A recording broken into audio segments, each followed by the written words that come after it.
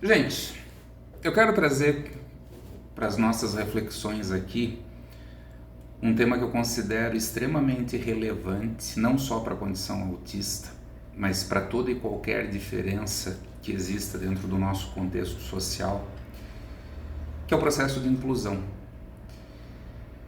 Como se fala de inclusão hoje?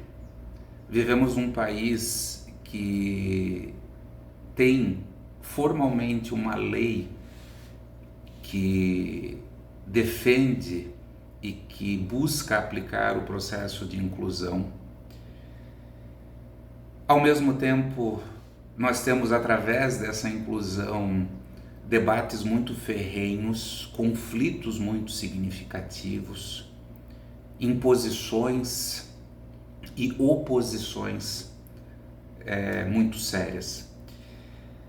E se nós queremos criar uma cultura para a condição autista, eu acho que está mais do que na hora de nós pensarmos efetivamente no que é esse processo de inclusão, no como esse processo de inclusão ele deve efetivamente acontecer, como ele precisa sair do papel e se transformar numa prática, mas não numa prática obrigatória, porque essa prática obrigatória é o que gera todo esse conflito, numa prática espontânea. É como essa inclusão ela tem que deixar de ter uma conotação meramente funcional de uma ação e passar a ser um contexto valorativo dentro da nossa sociedade. O que significa incluir? Incluir é uma ação que define fechar em si. E fechar em si é quando o indivíduo que passa a fazer parte, ele efetivamente participa do grupo que ele está inserido e ele participa com todo o rol de características, de habilidades e de funcionalidade que lhe pertencem. Acima de tudo, só se fecha em si e ele só passa a fazer parte se tudo isso que eu acabei de falar é devidamente respeitado dentro do indivíduo. Então, o que acontece no nosso ciclo de formação e de desenvolvimento? Quando nós nascemos numa primeira rede social que nos mantém ali dentro com explosividade nos nossos primeiros anos de vida, que é a família. Gente, o nosso segundo ciclo social, de tamanho tão significativo, de importância tão valorativa, passa a ser a escola. E o nosso processo de inclusão, transformar essa ação num efetivo valor, sim, ela precisa ser disseminada dentro da família, porém com a mesma intensidade para o espaço escolar. E aí é que a gente tem que começar a refletir. Os maiores questionamentos, as indignações, os conflitos que a comunidade autista pode verificar no dia a dia é a relação entre pais com escolas, professores com alunos e uma série de dificuldades para efetivamente esse processo acontecer. E eu não quero entrar aqui em méritos de culpa, eu quero analisar o contexto. O que acontece com a educação? Gente, a educação, sem poetizar e romantizar, ela deveria ser socialmente tida como a ação mais sublime de uma sociedade. Porque é através da educação que nós construímos o conhecimento. É através do conhecimento que nós aproximamos as pessoas de novos estímulos. Esses novos estímulos nos geram novas possibilidades, amplia a nossa forma de pensar. O processo de educação, ele deveria ser absolutamente encantador. E o que nós percebemos hoje? Fato. Nós percebemos os dois grandes sujeitos da educação, de um lado o corpo docente, através da figura do professor, e de outro lado o corpo discente, através do aluno, num nível de desmotivação absoluto. Os nossos alunos hoje, eles rezam pelo feriado, não para ir para a escola. Os nossos alunos hoje, eles não têm mais interesse em ir para o processo de ensino-aprendizagem. Essa dinâmica, ela se tornou cansativa, obsoleta. E eu trago para vocês um item que sempre eu me questionei. Eu sou um crítico contundente da educação. Eu tenho 52 anos e tenho 4 filhos, uma filha de 30, um filho de 27 e um casal de gêmeos de 17 anos. Eu e os meus 4 filhos, gente, nós semeamos o feijãozinho no algodão, aquele negócio apodrecer e germinar. Isso tem uma conotação. Tem uma conotação de que algo muito estranho e errado acontece na educação. Nós não podemos, através de décadas, ter o mesmo método, o mesmo conteúdo, o mesmo processo, considerando que nós estamos em 2024, terceiro milênio, com domínio amplo de tecnologia. E principalmente com uma velocidade de informações absurda. Então, se nós temos essa realidade de desmotivação, nós estamos falando que alguma coisa está errada. E se o ensino em si, ele apresenta hoje várias fragilidades, nós não podemos querer cair na ilusão de que este novo fenômeno de necessidade de inclusão, ele vai acontecer de maneira espontânea, perfeita e feliz pelas pessoas envolvidas. Porque a própria educação não está dando conta dela, muito menos do novo. Por que a educação é tão relevante nesse processo?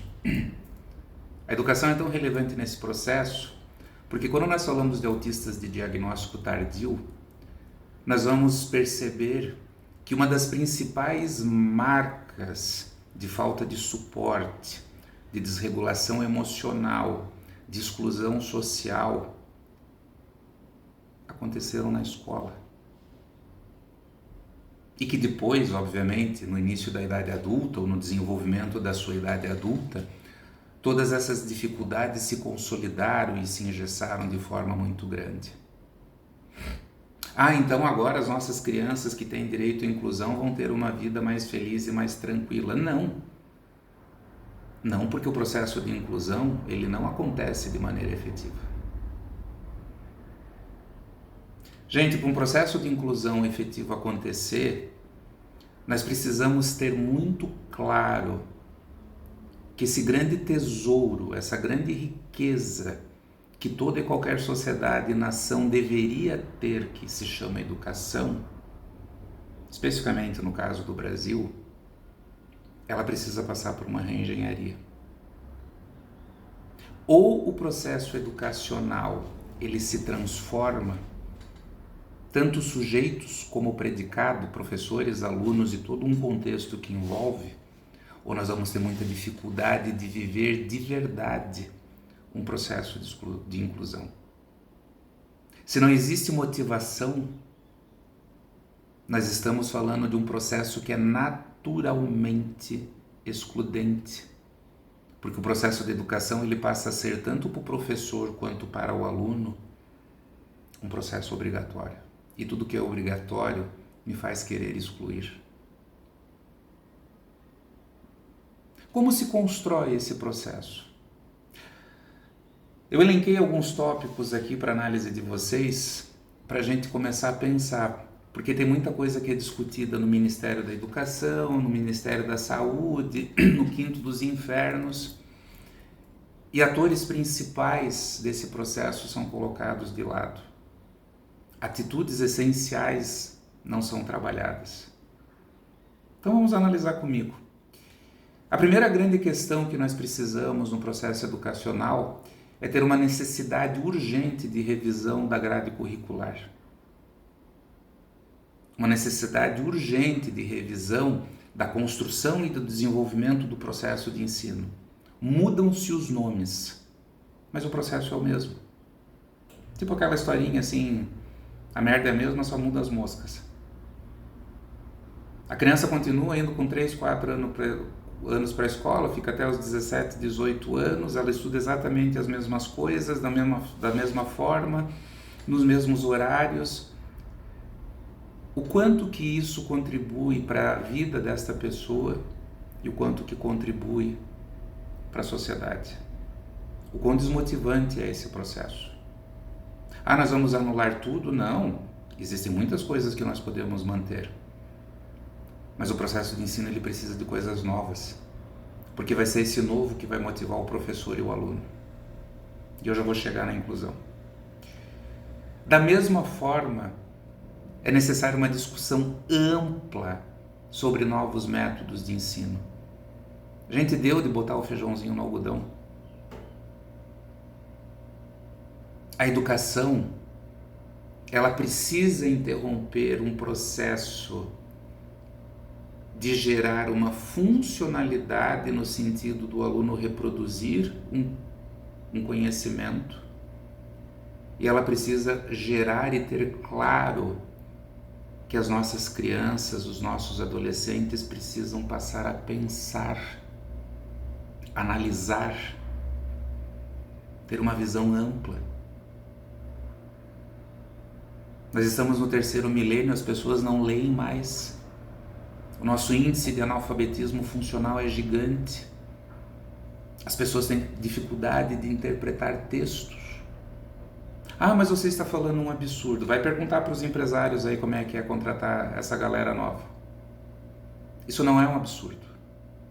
Sabe a historinha do eu faço de conta que ensino e você faz de conta que aprende? Essa é a dinâmica funcional do estudo. E se eu faço de conta, e se eu estou desmotivado, eu vou potencializando cada vez mais esse dado excludente que não deveria acontecer dentro da escola. Terceiro item, nós deveríamos repensar a formação dos nossos professores. Os nossos professores não são vilões, são heróis. O que acontece com os nossos professores é que eles são mal formados nas suas faculdades, eles são desvalorizados socialmente, eles são taxados como biqueiros. O que você faz? Sou professor, tá? E o que você faz para trabalhar? Mais ou menos isso que acontece. E o professor é a grande cabeça, é o grande cérebro que vai conseguir fazer o ajuste desse método, desse conteúdo e principalmente de motivar a sua criança, o seu adolescente para o processo de ensino. E quanto mais ele pensar e analisar, maiores serão as aptidões dele para que todos, inclusive os autistas, possam ser incluídos dentro desse processo. Agora, para isso, tem que ter um quarto pilar. Os educadores precisam ser ouvidos. Todo mundo fala, discute, determina mudanças, regras, leis. As únicas pessoas que não são ouvidas de verdade são os professores. E isso faz com que ele seja cada vez mais desqualificado. Redefinir o papel do professor na escola é uma outra coisa fundamental. O professor agregou nos últimos 30 anos, principalmente nesses últimos 15 anos, 2 funções, das quais uma delas não é papel do professor, que o sobrecarrega e torna o exercício da sua profissão extremamente difícil. O professor, além de educar, de ensinar, ele passou a ter que assumir um papel que é dos pais. Além de ensinar, o professor passou a ter que educar crianças porque pais não educam os seus filhos. E esse não é um papel do professor. Qual é a segunda questão que aconteceu nos últimos 15 anos? A avalanche de inclusão. Mesmo muito mal feita e de má vontade, a inclusão está dentro da escola. E o nosso professor ele não foi preparado para trabalhar o processo de inclusão. Por quê? Gente, se coloca o feijão no algodão até hoje, a educação está estagnada. Nem para o processo pedagógico houve inovação, muito menos para um novo papel, que é o papel da inclusão. Então isso tem que ser não só pautado como um papel da educação, como os professores precisam ser trabalhados de verdade, e não é uma formação de 3, 4 horas de curso de férias que vai dar isso, porque isso é uma questão pedagógica, estratégica, tática, de políticas de educação. E isso não existe. Os nossos professores, eles precisam serem conduzidos com um ato de profissionalizá-los tecnicamente, de terem instrumentos, formações. Eu vou todo ano para congresso, eu participo todo ano de eventos, eu me profissionalizo. O professor não tem essa condição, ele precisa disso. Investimentos em recursos didáticos. Isso vai ajudar muito o professor, o aluno, muito na questão motivacional e muito na questão da inclusão. Efetivamente valorizar o professor e dar uma vida digna para ele, que não é não apenas um bom salário, mas uma carga horária que um ser humano possa suportar. A vida na educação é uma vida difícil. Trabalhar 12 horas por dia torna o processo quase que impossível. Tá? E fundamentalmente, nós precisamos resgatar o empoderamento das instituições de ensino. O ensino numa sociedade tem que ser soberano. Não a política, não o dinheiro, não as conveniências.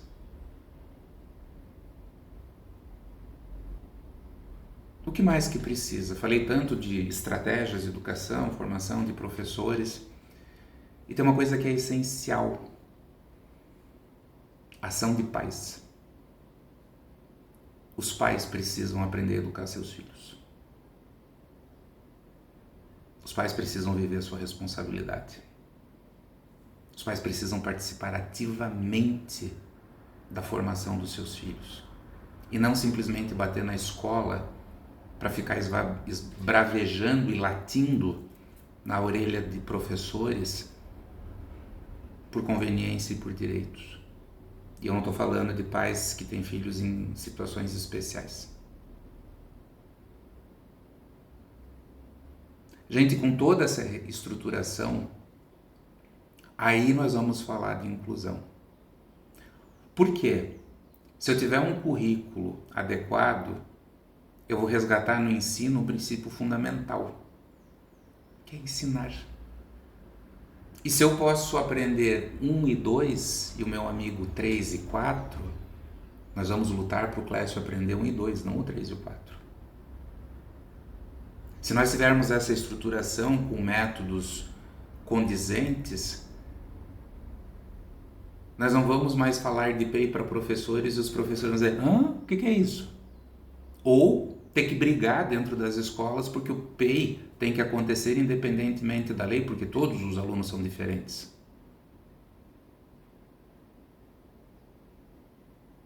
Se nós conseguirmos construir um processo de ensino digno, verdadeiro e real, aí nós vamos falar de inclusão.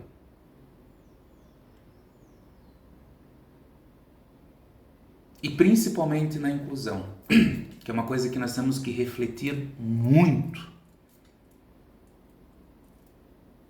O que nós vamos desenvolver para incluir cada pessoa que necessita? Porque a inclusão não pode ser genérica. Vamos incluir, traz, e vamos oferecer o mesmo cardápio para todo mundo. Isso não é inclusão. Eu tenho que saber, dentro do perfil, da individualidade, da habilidade neurocognitiva, quais são os passos, qual é a direção e o como eu vou conduzir este ser para ele se sentir incluído. A inclusão não é receita de bolo. Ah, tem que socializar, põe todo mundo lá dentro. Ah, não, tem que aprender a ler, faz todo o processo. Cara, não é isso. Não é isso. Só que isso não é impositivo. Isso não pode acontecer normativamente. Isso é uma questão de cultura. Isso tem que ser desenvolvido.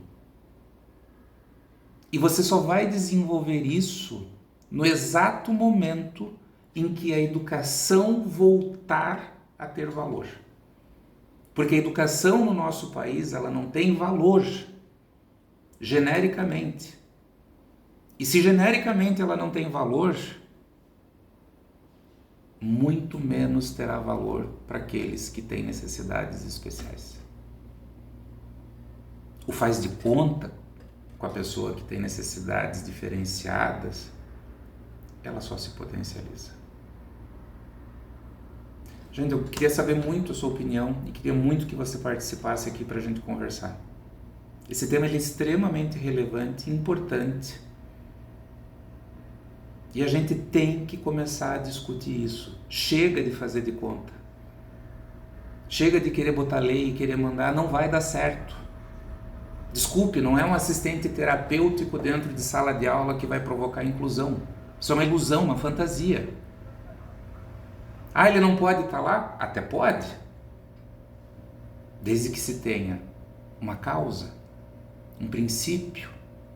E essa causa e esse princípio estejam em conexão com o processo pedagógico. Se não, deixa em casa. Por favor, me ajude. Isso é um tema que me incomoda muito, quero saber muito a sua opinião, tá? Grande abraço.